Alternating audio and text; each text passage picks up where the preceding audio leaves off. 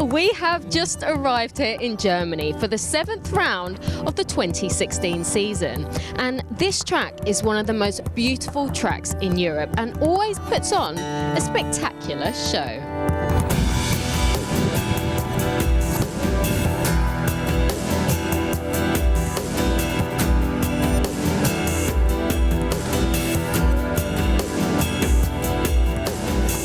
The championship in MXGP is hotter than ever, and we should all be wary of a certain German.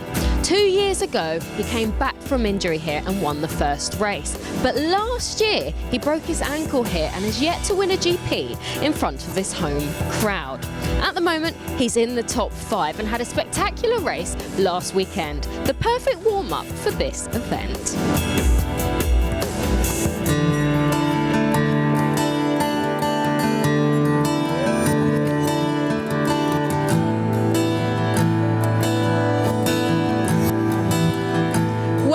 To Teushenthal, Germany for round 7 of the FIM Motocross World Championship.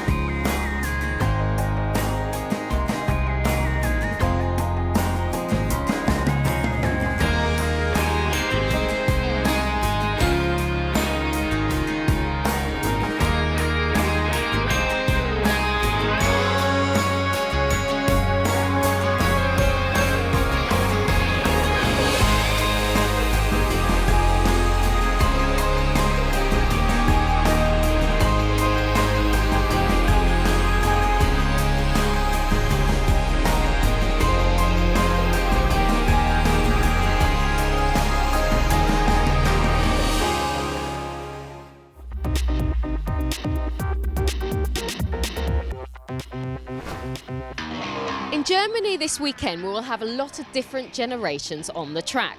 So let's discover the circuit of Teushenthal through the eyes of former world champion David Philippart and the younger Jorge Zaragoza.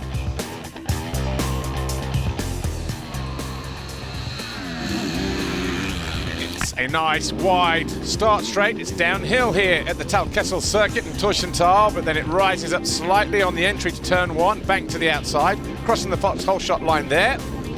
Dropping downhill, and then the first of the Monster Energy tabletop jumps, very short at the top, but it's a steep entry point. Into turn 2, pretty much a 180 left, and then onto the step up here, and then on the downside we drop over a single into a right-hander, and there is a new single jump here, right across the start of the start straight. Heading into turn 4 through a slight bomb hole. 180 left, heading back past pit lane, about 100 meters along this next straight. Again, a small roller here on the right-hand side, just to slow things down a little bit through this next right, turn 5. Then we plunge downhill before we hit the Monster Energy finish line jump. The riders then land in the 180 left at his turn 6. There'll be a choice of lines through there as well. Short burst over a small tabletop. Into turn 7, a 180 right.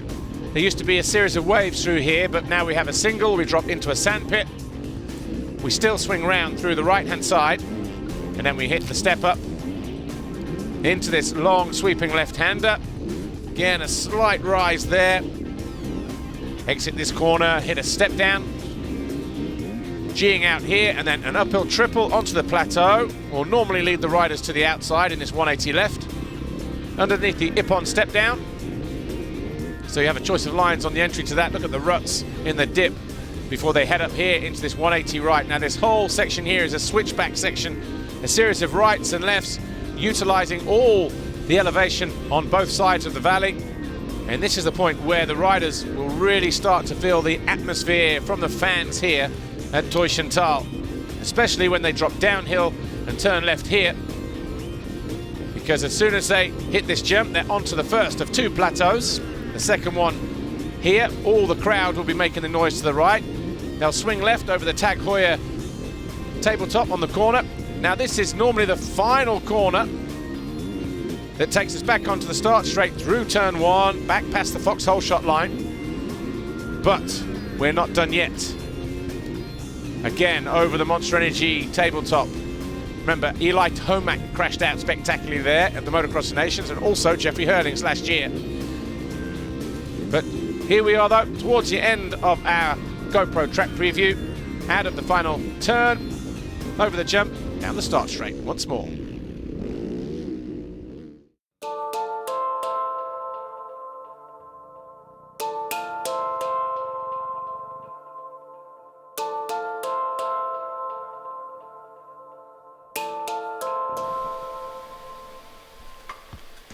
L'anno che ho corso nel 300, diciamo che Yeah, I was riding in the 300cc class.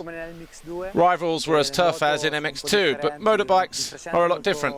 The 300cc is much lighter and it's easier to ride, while instead the 4-strokes have got the motor brake and you need to be well prepared. Nel 2014 inizio stagione ho avuto un infortunio che mi ha, diciamo, compromesso tutta la stagione.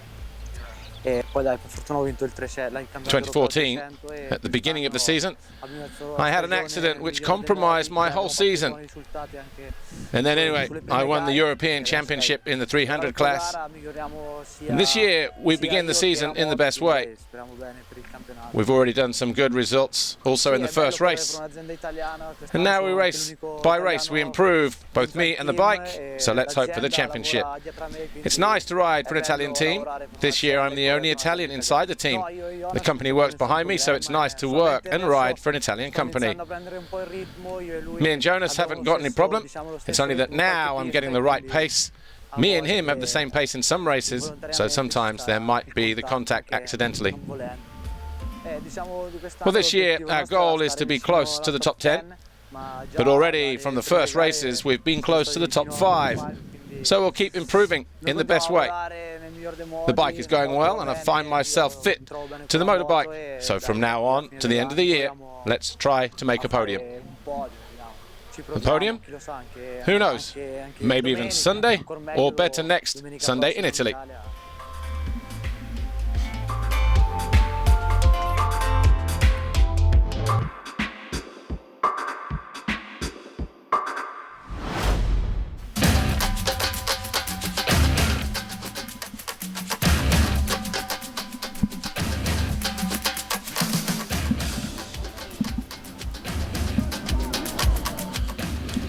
Benoit Paturel tried to go too early and got caught out in the gate at the start of MX2 Race 1. Jeremy Seward was well placed but lost ground, but there was a big pile-up going into the first corner, taking out several riders. And all on his own, Alvin Osland crashed as Dylan Ferrandis took the foxhole shot ahead of the 59 of Alexander Tonkov, while Jeffrey Hurlings, riding with a sickness fever, was struggling out of the start. Robert Just fell from a good start place on the opening lap as Dylan Ferrandis tried to extend his lead over Tonkov. Adam Sterry, the Brit, finding his way into second briefly to give chase to the Frenchman Ferrandis. Jonas was right in there as well in third as Tonkov just started to lose ground. Jeffrey Hurlings wasn't too far away either. It took him a few laps to find his rhythm, but once he did, he was picking off riders at will, including the 811 of Adam Sterry. Jeremy Seward was right in the thick of the action as he suffered from a poor start. He tried to work his way through as best he could as Jeffrey Hurlings made this pass on his teammate, Paul Jonas, to get himself into second. He then went after Dylan Ferrandis on the Monster Energy Kawasaki, who had led for the first 6 laps. Before long, Jeffrey Hurlings was on the rear wheel of the number 4 and then parked it down the inside to take the lead on lap 7. Max Hanstey made a steady start to the race, just outside of the top 10, found his way past Alexander Tonkov to go into 4th place, and then made this move on Paul Jonas to get himself into 3rd, and that's where he would stay when the checkered flag fell. Jeremy Seward was in 6th He made that move on Tonkov to get himself into 5th and then went after the 41 of Paul Jonas on his Red Bull KTM.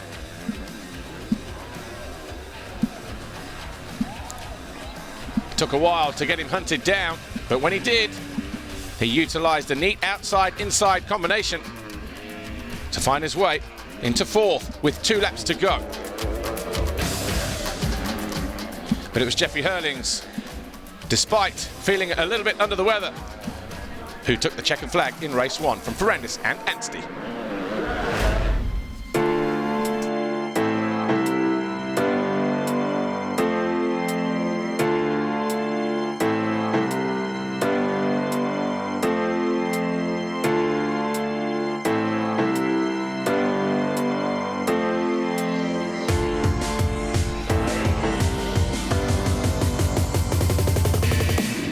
When the gate dropped for MX2 race 2, Jeffrey Hurlings got squeezed down the inside as Paul Jonas went over the foxhole shot line as a rider went down at the back of the field. Anstey came out in 4th. Jeffrey Hurlings had a lot of work to do as his teammate Jonas threw away a golden opportunity at turn 2. Anstey, Siwa and a few others went by, leaving Jonas with a lot of work to do from 24th place, but it was Anstey who led before the end of the first lap on his Rockstar Energy Husqvarna on the 99 machine.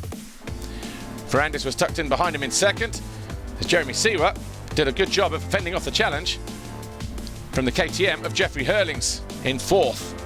Benoit Pacharel, who had a storming ride to 7th in Moto number 1, was right up there on his number 6 Khmer Yamaha, starting in 3rd place, where he stayed for the majority of the race, holding off the yellow Suzuki of Jeremy Siwa and the orange KTM of Jeffrey Hurlings as they battled over 3rd, 4th and 5th. Hurlings thought he'd found a way through into 4th, but Jeremy Siwa kept him waiting a little longer, and the Swiss rider then went after the Frenchman Pacharel, picked him off to go into 3rd, and so too did Jeffrey Hurlings as they charged towards Max Anstey, who threw away the lead on lap 11, handing the advantage to the number 4 of Dylan Ferrandis as Hurlings and Siwa went by.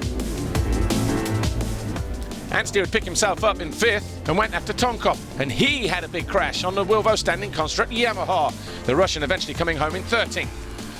But Hurlings eventually found his way past the Swiss rider, but not for long again, those two having an epic battle as they hunted down the number 4 of Dylan Ferrandis. Siwa made his move for the lead and started to pull clear. And it wasn't long before Hurlings also went around the outside of the Kawasaki and then eventually made that pass on Siwa to take over the lead with 2 laps to go. But it was another race win for Jeffrey Hurlings from Siwa, Ferrandis, Pacharel and Anstey. And the podium was Hurlings, Ferrandis and Siwa.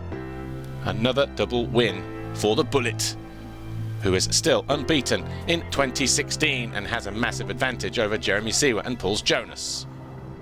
Und jetzt hören wir zu Ihren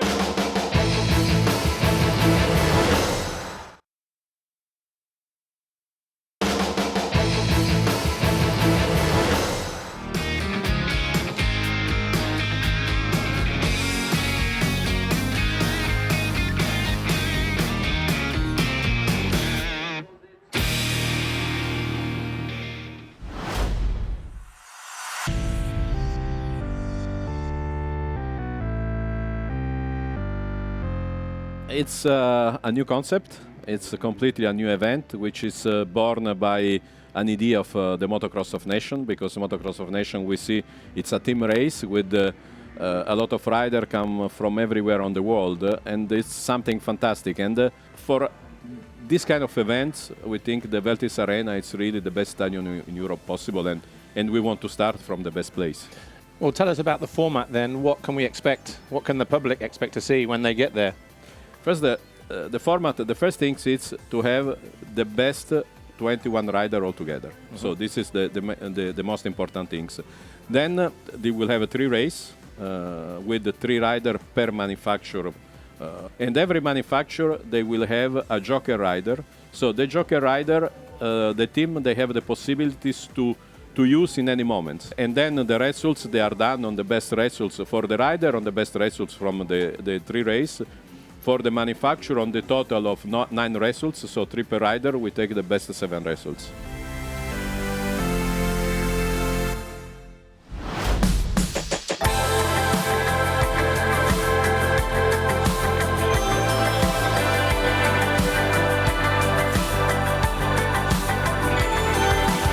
Antti, firstly, tell us a little bit about the 2 riders in your team and the differences between them. Yeah, of course, you know, Max Nagel, he's very professional and really hard worker, and he's really great to work with, and he's really precise and really good on testing the bike due to his experience. I have a good relationship also with Max because I learn a lot with him, and he helped me also. We're training together, so yeah, it's a big chance to ride with him. We are really a great team. I really feel happy here. It's like a big family, and Antti is a great team manager. Really is the best one I ever had, because he's been an ex-pro rider, so he really knows what the rider needs. And also in one other way, he's quite tough, you know, quite hard, so he pushes me. That's what I need. And I have a feeling that I know him quite well. When everything goes smoothly and everything is running, you know, like planned, you know, then I really see that he is happy. Happy rider goes fast, so. When I changed from Honda to Squan, it was a part of combination. First of all, if you change, you get, first thing, you get a lot of motivation because everything is new. That was my goal, to really bring them to next level. So then yeah, all the team start growing, you know, and if you look at the team now, the setup is the best one you have in all the paddock. Christoph is of course more young, a little bit more wild as well, and so he has some years to gain more experience and really to be on the maximum level. But he is also a pleasure to work with. He's young and very, very motivated as well. So this year I ride with one factory bike, and I feel really good with this bike, and the team is more professional and more back of me. Christoph is a really nice teammate also. Like we had a great pre-season time in the winter, training together, and that's helping each other to push, you know, more for the limit, and he's a really nice person. It's a little bit more pressure because I have one of the best bike of the year, and I need to push a lot for the good result. But this winter I had a big injury. I ride and I don't take too much risk, and step by step I'm coming. Major differences are the experience between them, and another one is a bit more wild and another one is more calm. So You got the balance though. it's a good mix. Kimi is very motivated for his team, and he is really following everything we does, and I communicate with him basically even daily. He is looking things a bit from out, you know, because he's busy with his own job. So looking from out, you can also give really good comments, you know, and advices, and that's what he's really doing.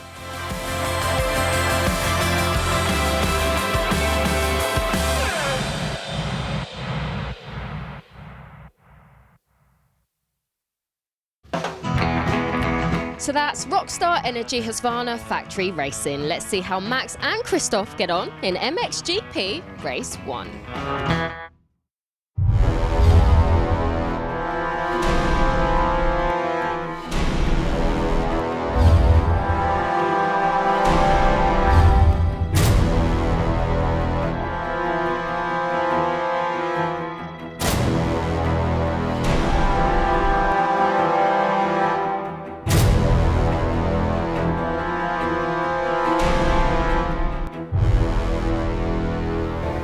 There was tension between the two Yamahas of Fevre and Van Horbig before the gate even dropped at the start of MXGP Race 1.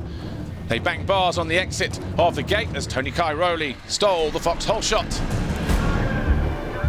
Behind him was Charlier and Nagel, and the battle between the Yamahas continued, with Van Horbig dumping his teammate to the ground at turn 6, leaving the Frenchman with a lot of work to do as he charged through the field. Up front it was Tony Cairoli leading the way. From Charlier, Nagel and Geiser, but Geiser quickly found his way into third. after a hard battle with Max Nagel. That pass there secured that third place, and he went after Charlier. Kenny Bobashev was in a battle with Jeremy Van Hoorbeek, always showing the Russian a wheel or two on the number 89 Monster Energy Yamaha, as Romain Febvre carved his way through the field in a desperate search for World Championship points, knowing that his closest rival was up front and hunting down the Husqvarna of the 23 of Christophe Charlier.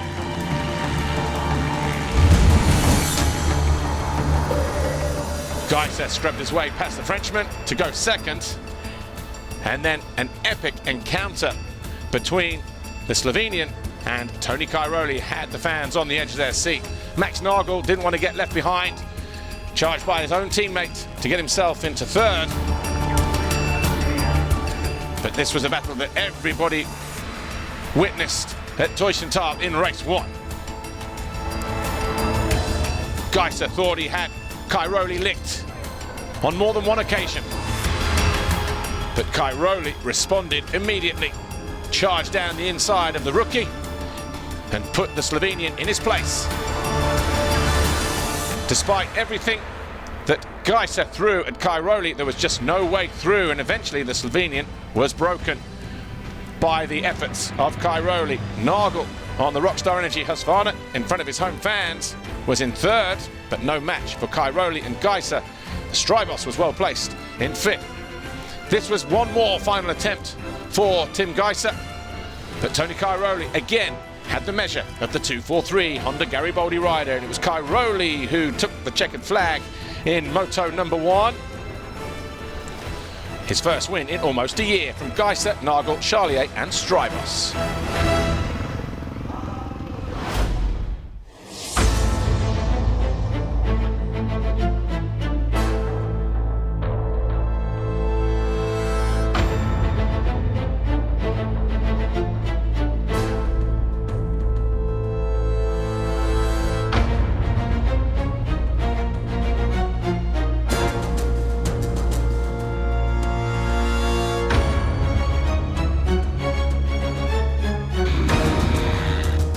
Tony Cairoli was once again the quickest down the start straight and across the Foxhole shot line on the 222 Red Bull KTM.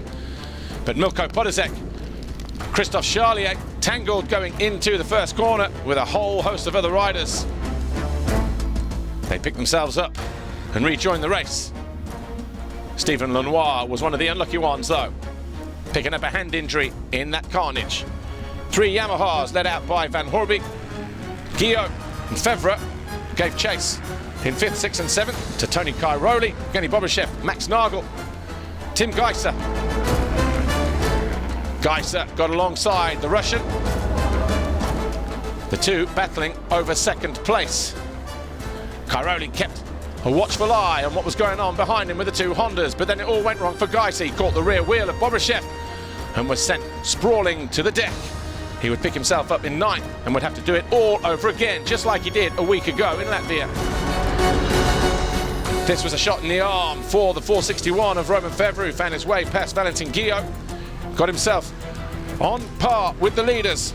Ben Townley charged his way through the field to an eventual 7th on the number 8 Suzuki. Febvre gave chase to Max Nagel as he hunted down the German for 3rd. Geiser got alongside on more than one occasion, alongside the Kiwi of Ben Townley, as Nagel threw it away, handing an easy pass for Romain Febvre. Febvre was then in 3rd, tried to hunt down the 777 of Kenny Bobashev, as Jeremy Van Hoorbeek crashed out spectacularly from 6th, would not rejoin the race. Geiser knew that World Championship points were at stake here. He carved his way past Nagel and then Valentin Guillaume to get himself into 4th. And that would be enough to get him on the podium at the end of the race. It was an epic encounter between Febvre and Bobashev in the closing stages.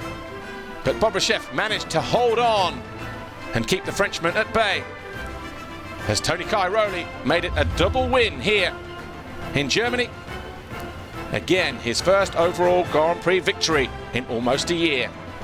Geiser was next to him on the podium, and it's Geiser who now leads the championship by 8 points over Roman Febvre as we head to Italy, the home of Tony Cairoli. What a way to win your first Grand Prix in almost a year.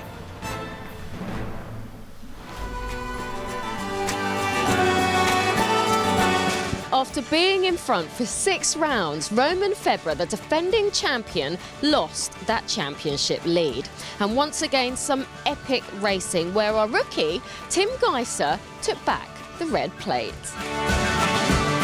More action with Tony Cairoli, who was on the top step of the box for the first time since Matterley Basin last year. This, no doubt, will bring him more confidence before his home Grand Prix next weekend at the MXGP of Trentino. Time to pack now, and we'll see you in Italy.